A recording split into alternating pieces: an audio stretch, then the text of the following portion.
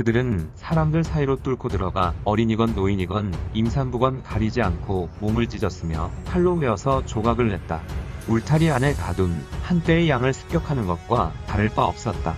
그들은 끼리끼리 그들 가운데 누가 단칼에 한 사람을 두동강 낼 수 있는지, 창으로 머리를 부술 수 있는지, 또는 내장을 몸에서 꺼낼 수 있는지 내기를 걸었다.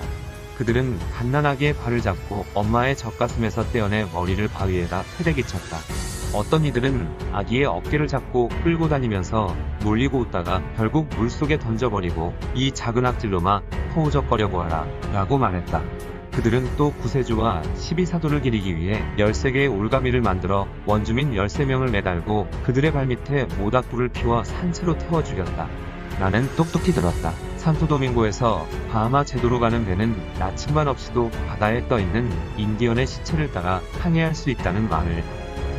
이 너무나도 잔인한 묘사는 바르톨로메 데 라스카사스 신부가 쓴 서인도 제도의 역사라는 책에 기록된 내용입니다. 라스카사스 신부가 스페인 정복자들이 신대륙 원주민들에게 행한 끔찍한 만행과 참상에 대해 기록해 놓은 것이죠. 오늘은 인류 역사상 최대의 인종학살에 대한 이야기입니다. 1492년 8월 콜럼버스는 스페인을 떠나 인도로 향했죠. 그리고 약 2개월의 항해 끝에 10월 12일 바하마 대도에 있는 산살바도르 섬에 도착했습니다. 그렇게 서인도 제도를 탐험한 후 1차 원정을 마치고 스페인에 돌아온 뒤 1493년에 2차 원정을 떠나게 되었죠. 2차 원정부터는 분위기가 달랐습니다. 콜럼버스의 더러운 탐욕이 본격적으로 드러나기 시작했죠. 그렇게 어마어마한 숫자의 원주민들이 콜럼버스와 스페인 침략자들에 의해 살해당했습니다. 또한 스페인 군대와 수많은 전투를 치르다 지친 일부 원주민들은 집단으로 극단적인 선택을 하기도 했고 침략자들에게 사로잡힌 뒤 가혹한 노동으로 인해 사망한 경우도 허다했죠. 그러나 이것은 빈산의 일각일 뿐이었습니다. 전체 원주민 인구 중 90%에 달하는 수천만 명의 희생자가 생기게 된 주요한 이유는 따로 있었던 것이죠. 1521년 에르난 코르테스는 300명 정도밖에 안 되는 스페인 군대와 현지 원주민 동맹군 일부와 함께 아스텍 제국을 공격하기 시작했습니다. 공격이 시작되고 석 달 정도밖에 지나지 않은 어느 날 결국 아즈텍 제국의 수도 테노치티틀란은 함락되었고 황제 몬테수마와 그 후계자를 포함한 아즈텍의 주민의 절반이 죽었죠. 점령된 테노치티틀란의 잔혹한 참상은 이루 말할 수 없었습니다. 시체를 밟지 않고는 발을 옮길 수 없었다라고 기록되어 있을 만큼 나라 전체가 원주민들의 시체로 가득 찬 끔찍한 상황이었죠. 그런데 사실 원주민들이 제대로 싸워보지도 못하고 적은 수의 스페인 군대에 의해 죽어간 이유는 코르테스의 공격보다는 천년두 때문이었습니다. 이미 1518년부터 천년두가 아메리카 대륙에서 본격적으로 유행하기 시작했던 것이죠. 천년두는 잠복기가 10일에서 14일 정도 되었기 때문에 겉으로는 멀쩡하지만 이미 감염된 원주민들이 침략자들을 피해 도망을 가다 수백 킬로미터에 달하는 곳으로 이 천년두를 퍼뜨린 것입니다.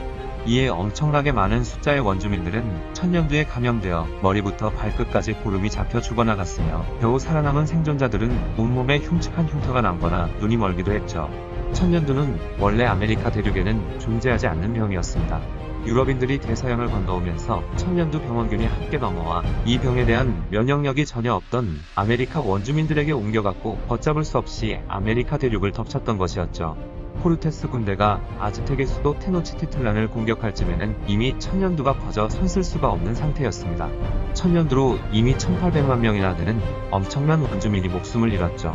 하지만 그게 끝이 아니었습니다. 천년두로부터 간신히 살아남은 원주민의 3분의 2는 1529년 쿠바를 통해 들어온 폭력으로 인해 죽고 말았죠. 그리고 나서 폭력은 온두라스와 멕시코를 덮쳐 이루 말할 수 없는 막대한 피해를 입힌 다음 중앙아메리카를 거쳐 잉카 제국까지 퍼지게 되었습니다. 아즈텍을 멸망시킨 천년두와 여러 전염병은 스페인의 프란시스코 피사로가 잉카 제국으로 들어가기 한참 전부터 퍼지기 시작했던 것이죠. 심지어 천년두는 아즈텍보다 잉카에서 더 치명적이었는데요. 잉카의 황제인 우아이나 카팍이 천년두에 걸려 죽고 만 것이었습니다. 그리고 그의 후계자로 지명되었던 장남 미난 크루치 또한 천년두로 인해 사망했죠. 그리고 힘이 약해질 대로 약해진 잉카는 이후 피사로에 의해 멸망하게 된 것입니다.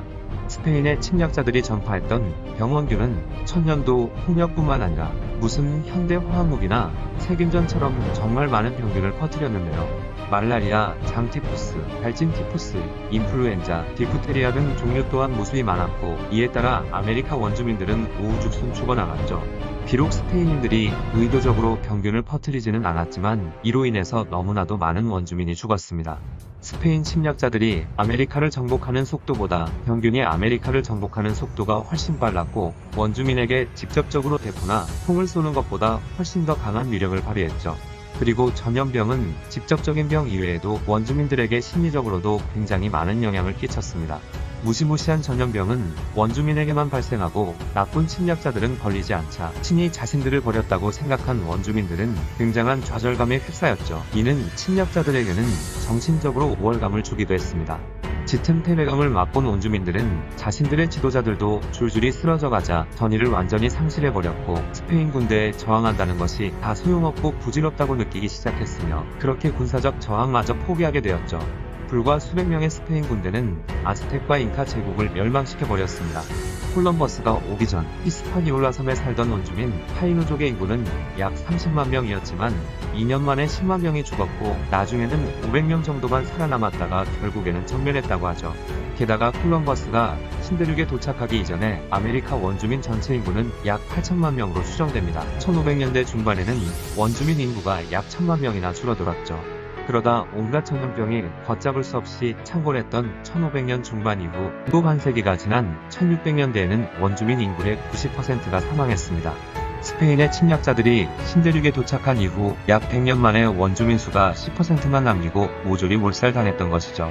학자들은 이를 인류 역사상 최대의 인종학살이나 대량 몰살이라고 표현하기도 했다고 합니다. 또 다른 학자는 스페인 사람 한 사람의 호흡 한 번이 원주민 한 명을 죽이기에 충분하다라는 말을 했다고도 하죠. 물론 원주민 인구가 급격히 감소한 원인이 무조건 전염병 때문이다 라고는 이야기할 수는 없습니다. 침략자들이 저지른 말로 표현할 수 없을 정도로 잔인한 집단 학살도 분명히 큰 원인이 되기도 하죠. 하지만 침략자들이 시킨 과도한 노동으로 약해질 대로 약해진 인체는 면역력 또한 약하게 만들었기에 간접적으로는 전염병이 더 쉽게 확산했을 것이며 이것이 인구 감소에 가장 핵심적인 문제로 작용한 것은 분명합니다.